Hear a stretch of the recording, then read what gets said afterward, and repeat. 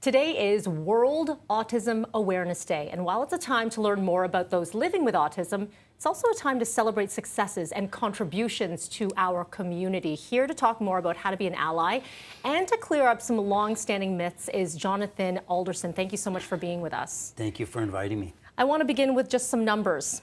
1 in 36 children in North America diagnosed with autism spectrum disorder. That's according to a May 2024 report from the CDC. 1 in 50 of Canadian children, youth aged 1 to 17, diagnosed with ASD, and that's according to a 2019 report. I'm going to assume the numbers are much higher, Jonathan, from your 25 years experience working with the autism community. Well, you know, the diagnosis of autism has expanded. We call it the autism spectrum disorder.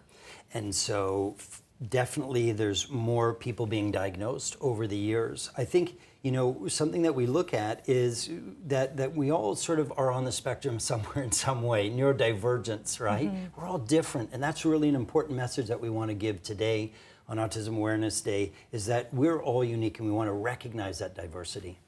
Jonathan, you have worked with families for several years, and you know, doing stories here within the media, sometimes messages get lost. There are misconceptions. What are some of the biggest misconceptions that you hear when it comes to the autism community?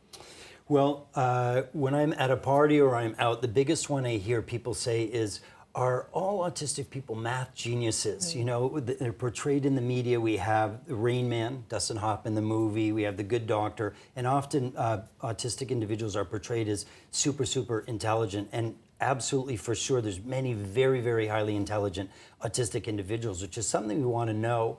But there's also average, if you will, intelligence within the autism population. And so I think what's really important is that we just open ourselves up to get to know each unique individual. If you meet someone with autism, we say you've met one person with autism. It's a little saying. And so the idea here really is to move beyond stereotypes and what's in your mind and just get to know that individual as they are.